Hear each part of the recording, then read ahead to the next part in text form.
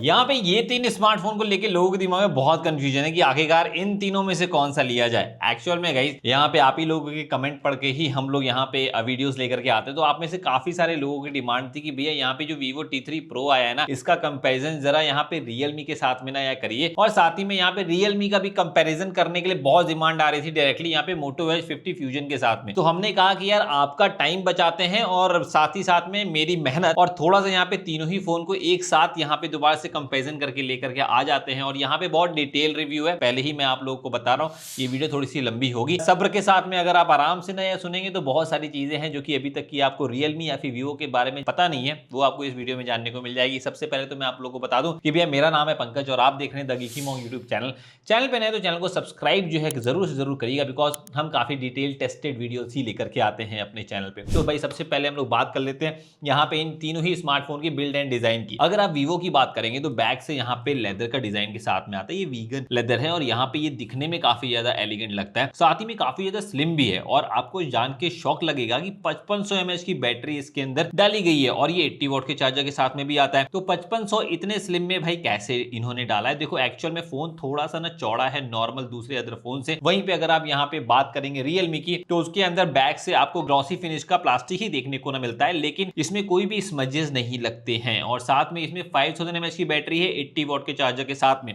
वहीं पे अगर आप मोटो को देखेंगे तो मोटो के अंदर भी 5000 mAh की बैटरी है, पर यहाँ पे ये लेदर बैक के साथ में आता है और कर्व डिस्प्ले दोनों में Vivo और मोटो में देखने को ना मिलती है। Realme में फ्लैट डिस्प्ले के बारे में भी मैं आपसे बात करूंगा, लेकिन इन तीनों ही स्मार्टफोन में जो प्राइस का डिफरेंस है वो भी जरा मैं आपसे डिस्कस करता हूं। मोटो आपको जनरली यहाँ पे 21,500 के आसपास का मिलता है। वहीं पे अगर आप Realme की बात करेंगे तो डिस्काउंट ऑफर लगाने के बाद भी ये भी 21,500 रुपए का आ रहा है। और अभी Realme की एक खासियत रही है कि भाई आने वाली सेल में इसके प्राइसेस और ज्यादा कम जाने के चांसेस हैं। लेकिन अगर Vivo की बात करेंगे तो भी ये Vivo और IQ अपने जो फोन के प्राइसेस निकालते हैं जल्दी वो डिक्रीज होते नहीं है। तो यहाँ पे ये अप्रोक्सीमेटली 23,000 के आसपास में ये आपको ना पड़ेगा डिस्काउंट ऑफर के साथ में। तो ये भाई ऑलमोस्ट उतनी ही प्राइसिंग पे रहेगा। खैर यहाँ पे प्राइसिंग को हम लोग अगर साइड में कर दें, दोबारा से अगर हम लोग आ जाए यहाँ पे फोन के ऊपर, तो आपको देखने को मिलता है कि तीनों में ही ना आपको बहुत बेहतरीन से डिस्प्लेस भी देखने को मिलते हैं। Vivo की अगर आप बात करेंगे तो उसमें कर्व डिस्प्ले देखने को ना मिलती है और वो जो डिस्प्ले है ना यहाँ पे 4500 निट्स की पीक ब्राइटनेस को सपोर्ट करती है। HDR10+ का सपोर्ट है।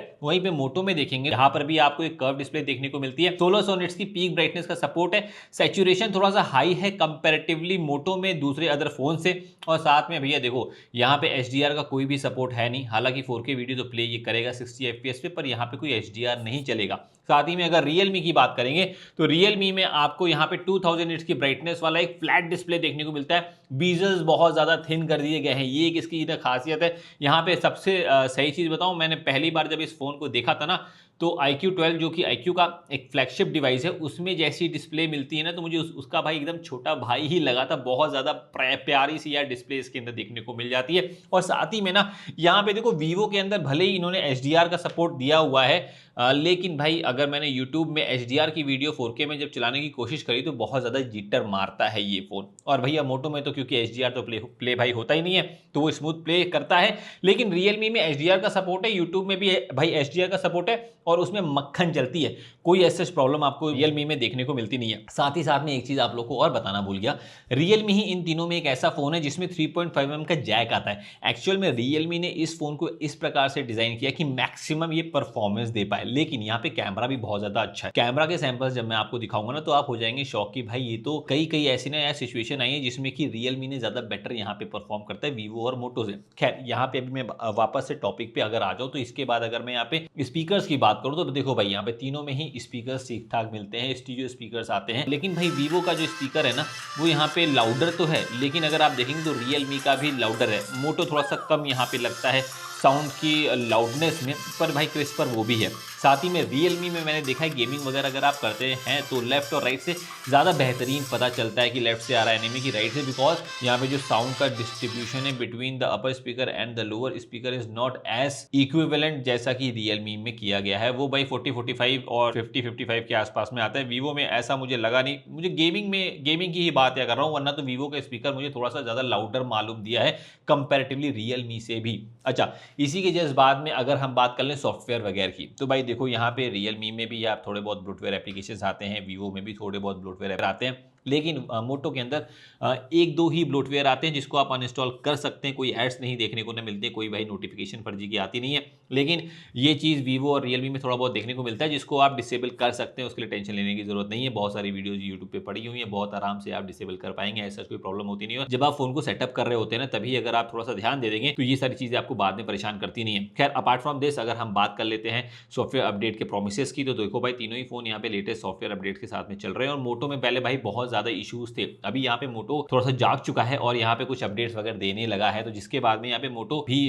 काफी ज्यादा यहाँ पे स्टेबलाइज हो चुका है। हालांकि मैंने आगे चल के स्पीड टेस्ट किया इनका, तो उसमें आपको काफी सारी चीजें जानने को भाई मिलेंगी। लेकिन एक चीज आपको मैं बताऊं, यहाँ पे वीवो और रियलमी 2+3 ईयर्स के एंड्रॉइड के अपडेट के साथ में आते हैं, वहीं पे मोटो में आप देखेंगे तो केवल और केवल 3+4 ईयर्स, मतलब केवल नहीं है, ज्यादा है। तो ये चीज का ध्यान आप रखिएगा। साथ ही साथ में कुछ चीजें हैं जो मेरे से मिस आउट हो गई, जैसे कि शॉर्ट सेंसेशन का प्रोटेक्शन आपको वीवो में देखने को मिलता है। वहीं पे अगर आप बात करेंगे मोटो का, तो मोटो के अंदर आपको कॉर्निंग गोरिल्ला ग्लास 5 का प्रोटेक्शन देखने को मिलता है। रियलमी में ऐसा कुछ बताया नहीं गया कि कौन सी ना प्रोटेक्शन यूज हुई है, पर अभी तक की तो उस पर प्री अप्लाइड कोटेड जो थिन वाली जो स्क्रीन प्रोटेक्शन आता है वो मैंने लगा के रखा हो, तो ऐसा कोई प्रॉब्लम अभी देखने को मिली नहीं है। अपार्ट फ्रॉम दिस आपको साथ ही में मैं बता दूं, इन तीनों ही स्मार्टफोन में सबसे लाइट वेट यहाँ पे मोटो है, सेकंड नंबर पे यहाँ पे रियलमी आता है और थर्ड पे यहाँ पे वीवो आता है। वीवो और रियलमी 1 ग्राम का ही अंतर है, बहुत ज्यादा अंतर है नहीं। अच्छा, इसी की जस्ट बाद में अब अगर हम लोग परफॉर्मेंस पे ही आ जाए तो देखो भाई यहाँ पे परफॉर्मेंस में तीनों में ही बहुत बेहतरीन यहाँ पे प्रोसेसर दिए हुए हैं। वीवो में अगर आप देखेंगे तो स्नैपड्रैगन 7 Gen 3 वाला प्रोसेसर इसके अंदर देखने को ना मिलता है। वहीं पे अगर आप बात कर लेंगे रियलमी की तो उसमें मिलता है Dimensity 7300, और अगर वहीं बात करेंगे मोटो की तो उसमें मिलता है 7S Gen 2 वाला प्रोसेसर। ये तीनों ही प्रोसेसर यहाँ पे 4 नैनोमीटर की आर्किटेक्चर पे बेस्ड है, तो यहाँ पे बैटरी वगैरह लाइफ आपको ज्यादा बेहतर देखने को मिलती है। पर क्योंकि हमने यहाँ पे जो परफॉर्मेंस टेस्ट हम यहाँ पे कर रहे हैं, सभी में हमने यहाँ पे भाई बैटरी रखी है फुल, बैटरी फुल रखने के बाद ही हम लोग यहाँ पे परफॉर्मेंस टेस्ट हम लोग ने रन किया है, जहाँ पे Antutu बेंचमार्क से लेके ऐप ओपनिंग स्पीड टेस्ट से लेके BGMI टेस्ट से लेके हर एक चीज किया। तो धीरे धीरे आपको सारी चीजें पता चलेगी। मैंने आपको शुरुआत में ही कहा था वीडियो थोड़ी सी डिटेल होने वाली है, ठीक है। तो देखो भाई यहाँ पे हमने सारी फोन को पहली बात हमने फुल चार्ज कर लिया था, उसके बाद हमने यहाँ पे Antutu बेंचमार्क रन किया। तो मोटो का मैं क्या ही बताऊं यार, ये मोटो ने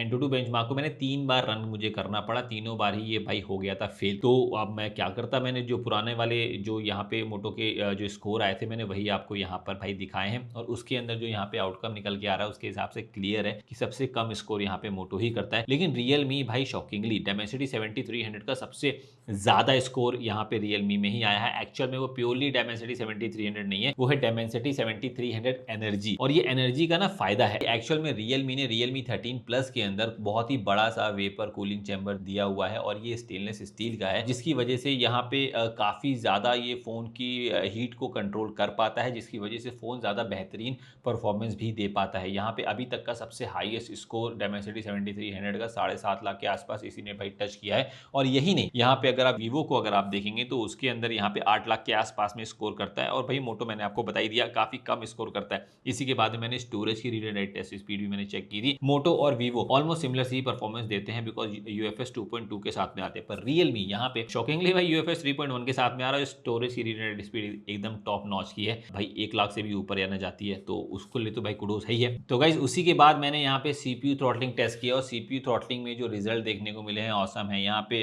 Vivo T3 Pro ने काफी बेहतरीन परफॉर्म किया, काफी स्टेबल यहाँ पे ग्राफ लेकर के आया है, पर मैंने मल्टीपल टाइम्स इसमें भाई करके देखा है, कभी तो यहाँ पे आराम से आता है, कभी तो यहाँ पे ऊपर नीचे भी होते हैं। लेकिन एक चीज मैं आप लोगों को बता दूं, यहाँ पे अगर आप देखेंगे तो मोटो का भी ग्राफ काफी ज्यादा स्टेबल है, लेकिन अगर आप एवरेज परफॉर्मेंस देखेंगे ना मोटो की तो बहुत ही ज्यादा कम है। आप 2 लाख के आसपास में स्कोर ये कर रहा था, तो वो एवरेज परफॉर्मेंस उतनी ज्यादा पीक परफॉर्मेंस ही अचीव करता नहीं। बस ये है कि ग्राफ स्टेबल रहने की वजह से आपको डे टू डे टास्क में ऐसा कोई प्रॉब्लम आती नहीं है, पर अगर आप एक्सटेंसिव गेमिंग वगैरह करेंगे तो शायद से दिक्कत दे। अब वो गेमिंग में क्या आया है आउटपुट वो भी आपको मैं बताऊंगा, पर अभी अगर रियलमी पे आ जाऊं तो देखो यहाँ पे ऊपर और नीचे थोड़े बहुत होता है, लेकिन उसके बावजूद भी यहाँ पे 2.5 लाख के आसपास में टच करता है एवरेज स्कोर रियलमी का, और वो काफी बेहतरीन परफॉर्मेंस निकाल करके देता है। अच्छा, मैंने इसी चीज को और ज्यादा टेस्ट करने के लिए जब हमने यहाँ पे 3D मार्क टेस्ट किया, तो 3D मार्क टेस्ट के स्कोर में और डिटेल्स की बात मैं अगर आपको बताऊं तो देखो भाई यहाँ पे वीवो ने बहुत बढ़िया परफॉर्म किया था लूप स्कोर में, लेकिन अगर आप स्टेबिलिटी देखेंगे तो वीवो की उतनी ज्यादा अच्छी नहीं थी।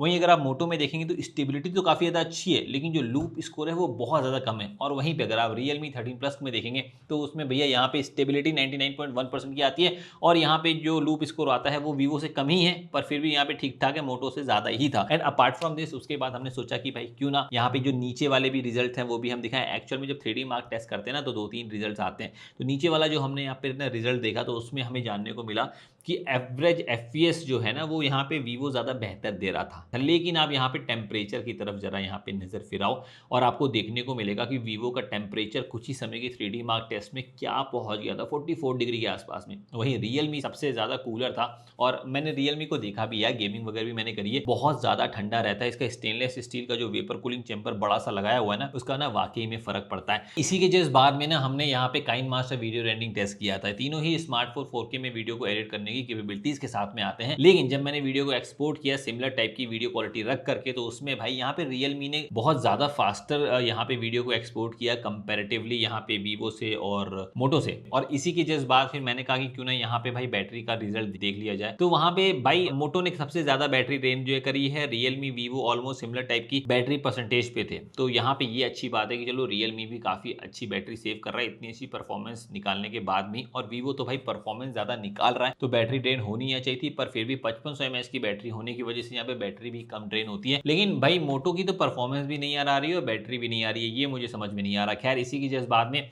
हमने कहा कि क्यों ना ऐप ओपनिंग स्पीड टेस्ट किया जाए। तो ऐप ओपनिंग के अंदर मैंने मोस्टली देखा है, देखो मोटो बहुत फास्टर एप्लीकेशंस को ओपन करता है। मैंने बहुत सारे फ़ोन के साथ में मोटो को अर्लियर भी कंपेयर किया है, मोटो हमेशा ही एप्लीकेशंस को फास्टर ओपन कर देता था, पर यहाँ पे उसका कंपटीशन रियलमी के साथ नेक टू नेक था।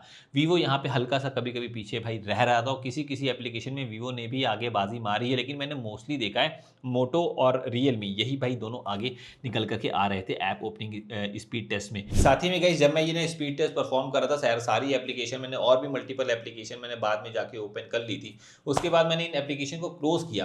क्लोज करने के बाद मुझे शॉकिंगली यहाँ पे देखने को मिला है कि मुश्किल से 10 सेकंड बीतते नहीं कि वो सारी एप्लीकेशन मेमोरी में वापस आ जाती हैं रियलमी की। अब ये पता नहीं अच्छा पॉइंट है या फिर बुरा पॉइंट, बिकॉज इससे मुझे कोई भी परफॉर्मेंस में तो डिफरेंस देखने को मिल नहीं रहा है। वहाँ पे सारी एप्लीकेशन मेंटेन्ड ही रहती हैं बैकग्राउंड में। अब इसको बग कह लें या फिर एक अच्छा है, बिकॉज कभी भी एप्लीकेशन, और ऐसा नहीं है कि भाई वहाँ पे केवल वो दिखा रहा है, मैंने जिस एप्लीकेशन को जैसे जहाँ पे ओपन किया वो एक्चुअल में वैसे ही ओपन वहाँ पे हो जाती हैं। एंड इवन एक चीज़ और, यहाँ पे अगर आपको सारी एप्लीकेशन को एक्चुअल में अगर आपको बंद करना है तो सिंगल सिंगल करके आप स्वाइप अप करेंगे तभी जाकर के वो क्लोज होती हैं। ऐसे क्लोज ऑल वाला जो नीचे बटन आता है ना उससे तो क्लोज नहीं होती। साथ ही में भाई अगर ये वीडियो आपने यहाँ तक की देखी है तो मुझे डेफिनेटली श्योर है कि आपको पसंद ही आई होगी, तभी आपने यहाँ तक की देखी है। तो अगर देखी है तो भैया मुझे भी थोड़ा सा यहाँ पे सपोर्ट कर दो और वीडियो को कर दो लाइक, और चैनल पे नहीं तो सब्सक्राइब करो। मैं बहुत ही डिटेल ऐसी ही वीडियोस लेकर के आता हूँ, ठीक है? तो सब्सक्राइब करना भूलना नहीं। चलो अच्छा, इसी के बाद में मैंने भाई गेमिंग की तरफ गया तो गेमिंग में मेरे को देखने को मिला है कि भैया यहाँ पे तो रियलमी BGMI के अंदर तगड़ा काम मुझे किया है। 90 FPS अनलॉक करके दे दिए हैं स्मूथ में, और बाकी दोनों फ़ोनों में केवल 60 FPS एक्सट्रीम की ही ग्राफिक्स का सपोर्ट देखने को मिलता है। अच्छा, इसके बाद मैंने जो गेमिंग करी थी ना, देखो मैंने यहाँ पे अब आप लोग बोलोगे कि भैया रियलमी 90 FPS टच क्या करता है? जी हाँ भाई, अगर आप TDM के मैचेस अगर आप खेलते हैं तो बाकी जो दोनों फ़ोन्स हैं ना वो भी भाई यहाँ पे 60 FPS तो यहाँ पे टच करेंगे, लेकिन रियलमी एक्चुअल में वहाँ पे 80 FPS के आसपास में, 80 FPS से हमेशा ऊपर ही लेकर के आता है TDM के मैचेस में, उसमें तो कोई प्रॉब्लम नहीं आती है। लेकिन जब आप इरेंगल के मैचेस खेलते हो ना तो मैंने देखा है कि, और साथ ही में एक चीज़ और, ये मैचेस खेलते वक्त ना सबसे ठंडा फ़ोन था रियलमी, मतलब बाकी दोनों फ़ोन वीवो तो भाई उसका टेम्परेचर बहुत ज़्यादा जाता है, लेकिन रियलमी भाई काफ़ी ज़्यादा कंट्रोल रखता है टेम्परेचर को भी। और साथ में मैंने इरेंगल के जो मैचेस खेले ना उसमें भी मुझे देखा है कि जहाँ पे आप एनिमी से डायरेक्टली फाइट नहीं अगर ले रहे हो, गाड़ी वगैरह में जा रहे हो, तो वहाँ पे जो FPS आते हैं वो भाई ऑलमोस्ट आपको यहाँ पे 80 या 70 FPS के आसपास में आएंगे। लेकिन जहाँ पे फाइट हो रही होती ना वहाँ एक चीज़ देखिए कि रियलमी एटलीस्ट कम से कम 70 FPS के आसपास में होवर करता है। तो कंपैरेटिवली अगर देखा जाए तो गेमिंग के मामले में वाकई ने रियलमी हल्का सा बेहतर निकल के आ रहा है। और रियलमी में एक और ऑप्शन मिलता है कि आप यहाँ पे CPU वगैरह को ट्वीक कर सकते हो। अगर आपको उसकी ना फ्रीक्वेंसी क्लॉक स्पीड अगर बढ़ानी है तो वो आप बढ़ा करके और ज़्यादा उससे ना यहाँ पे परफॉर्मेंस निकाल सकते हो। और ये सारे ऑप्शंस आपको दूसरे फ़ोन में आते नहीं है, पर वो कितना काम करता है कितना नहीं, लेकिन जो मेरा जो एवरेज FPS आया है गेमिंग में मैंने आपको बताया। इसी के बाद अगर मैं कैमरे की बात कर लूँ तो गाइस देखो यहाँ पे जो कैमरे का सीन है थोड़ा सा यहाँ पे डिफरेंट है। 50 मेगापिक्सल का सेंसर आपको तीनों ही स्मार्टफोन में देखने को मिल जाता है, सोनी के ही सेंसर्स हैं। लेकिन अगर आप देखेंगे तो अल्ट्रा वाइड के सेंसर के साथ में वीवो और मोटो आता है, रियलमी में अल्ट्रा वाइड का सेंसर नहीं है। लेकिन अगर आप अल्ट्रा वाइड सेंसर की क्वालिटी की बात करेंगे तो भाई देखो दोनों ही उतनी अच्छी कोई क्वालिटी ले नहीं पाता है। अल्ट्रा वाइड सेंसर्स में जो मेगापिक्सल है वो थोड़े से कम है, लेकिन अगर फिर भी आपको बताना हो कि दोनों में से किसकी क्वालिटी बेटर है तो मैं बोलूँगा कि वीवो की थोड़ी सी बेटर आती है रीजन भी आपको मैं बता दे रहा हूँ कि HDR का मैनेजमेंट जो वीवो करता है ना, मोटो में उतना ज्यादा बेहतरीन हो नहीं पाता है। खैर इसी के साथ में अगर मैं नॉर्मल फोटोज वगैरह की बात कर लूँ तो देखो भाई यहाँ पे तीनों ही स्मार्टफोन नॉर्मल फोटोज तो काफी ज्यादा अच्छी खींचते हैं, लेकिन जो नॉर्मल फोटोज में यहाँ पे जो किंग निकल के आता है वो मेरे हिसाब से रियलमी है। मैं ऐसा बोल रहा हूँ क्यों, यहाँ पे अगेंस्ट द लाइट अगर आप फोटोज वगैरह को कैप्चर करेंगे ना तो वहां पे देखने को ना मिलता है एक्चुअली कि यहाँ पे जो नॉर्मल फोटोज है रियलमी काफी अच्छा जो है मैनेज कर रहा है, HDR वगैरह का बैलेंस भी काफी ज्यादा अच्छा रखता है। लेकिन वीवो में देखेंगे तो HDR को बैलेंस करने के चक्कर में जो पर्सन है उसको थोड़ा सा यहाँ पे कॉन्ट्रास्टर इमेज को कैप्चर करके निकालता है। एंड इवन अगर हमने मोटो में देखा तो हल्का सा वहाँ पे लाइट का फेड टाइप का आता है, तो ये इसकी ना वजह से मैंने ऐसा ना बोला। इसी के साथ में अगर आप देखेंगे तो मोटो कभी कभी यहाँ पे थोड़ा सा ना कॉन्ट्रास्टर इमेज को कैप्चर जो करता है कंपैरेटिवली वीवो से भाई रियलमी से। और अगर आप बात कर लेते हैं यहाँ पे पोर्ट्रेट शॉट की, तो पोर्ट्रेट शॉट में रियलमी में थोड़ा सा इश्यू आता है 2x पोर्ट्रेट में, जहां पे कभी कभी पता नहीं 2x पोर्ट्रेट में अजीब सी फोटो भाई वो ना निकालता है। मुझे ऐसा ना लगता है कि HDR को बैलेंस वगैरह करने में कभी कभी थोड़ा सा स्ट्रगल करता है। लेकिन अगर HDR किंग की बात अगर आप करेंगे तो भाई वहां पे वीवो HDR किंग है, जहां पे हमेशा हर एक ना सिचुएशन में HDR का बैलेंस वीवो में बेस्ट है। मोटो और रियलमी फिर भी थोड़ा बहुत 19-20 कभी कभी यार होते हैं, लेकिन वीवो ऐसा बिल्कुल भी नहीं होता है। अगर एज डिटेक्शन की बात करेंगे तो तीनों में ही सबसे बेस्ट जो एज डिटेक्शन निकल के आते हैं वो भाई वीवो में ही निकल के आते हैं। और हाँ कभी कभी होता क्या है कि जो हमारा मोटो का फोन है ना वो कभी कभी यहाँ पे काफी सैचुरेटेड फोटोज को कैप्चर करता है, जहाँ पे ह्यूमन सब्जेक्ट भी इन्वॉल्व है। अगर बहुत ग्रीन वगैरह में अगर आप फोटो कैप्चर कर रहे हैं ना तो एकदम ग्रीनर टिंट टाइप का आपको फोटो में देखने को मिलता है मोटो में। और हाँ यही चीज अगर आप नॉर्मल अगर आप सीनिक ब्यूटी कैप्चर अगर आप करते हैं तो उसके अंदर देखने को मिला है कि रियलमी थोड़ी सी सैचुरेटेड फोटोज को लेकर के आता है। लेकिन देखो जहाँ पे सीनिक ब्यूटी है ना, जहाँ पे अगर आपको केवल प्लांट की ही फोटो अगर खींचनी है वहां पे हल्का सा भी सैचुरेशन एड ऑन होता है तो वो एक्चुअल में फोटो को और ज्यादा एनहांस करता है, सोशल मीडिया रेडी करता है। लेकिन अगर वहां पे कोई ह्यूमन सब्जेक्ट इन्वॉल्व है तो वो वाली फोटोज को रियलमी बहुत ज्यादा यहाँ पे सैचुरेट करता नहीं, तो ये एक अच्छी चीज है। खैर अपार्ट फ्रॉम दिस मैंने भाई यहाँ पे एक वीडियो भी कैप्चर करी है तीनों ही फोन से, जरा वो भी देखी कैसी आती है। तो फिर यहाँ पे आप देख सकते हैं ये है इन तीनों स्मार्टफोन के कैमरा का सैंपल। बेसिकली इन्हें वीडियो है, यहाँ पे 4K में वीडियो को रिकॉर्ड कर रहे हैं हम लोग। अभी बहुत ज़्यादा सनी नहीं है, थोड़ा सा बादल वगैरह ने छेक लिया है, लेकिन फिर भी आपको यहाँ पे हल्का फुल्का डायनेमिक रेंज वगैरह के बारे में तो आपको पता चल ही रहा होगा कि कौन कैसा परफॉर्म करते हैं। अपार्ट फ्रॉम दैट अगर नहीं मतलब कोई परफॉर्म कर रहा है तो वो भी आपको समझ में आ ही गया होगा। अपार्ट फ्रॉम दिस हम थोड़ा सा यहाँ पे आते हैं, कैमरामैन को बोलेंगे आगे की तरफ आओ। यहाँ पे थोड़ा सा कलर के बारे में भी, क्योंकि मुझे कुछ लोगों ने बोला है कि कलर साइंस भी दिखाया करिए वीडियो के अंदर। देखिए ये जो नॉर्मल देसी रोज़ होते हैं ना कैसे होते हैं, इसका कलर कुछ ऐसा है। अब आप समझ जाएं और फोकस भी देखते हैं। चलिए 1 2 3 फोकस हटाइए, फिर फोकस भाई, फोकस कोई ले ले भाई, बहुत ज़्यादा फोकस में चलो, ऊपर नीचे है। चलिए खैर यहाँ पे आपको ना ये फूल का कलर तो समझ में आ ही चुका होगा। और डायरेक्टली अगर लाइट चेहरे पे पड़ती है तो कुछ ऐसा यहाँ पे सिनेरियो बनता है। OIS की चेकिंग करनी थी हमने। आ जाओ थोड़ा सा रनिंग करके दिखा देते हैं।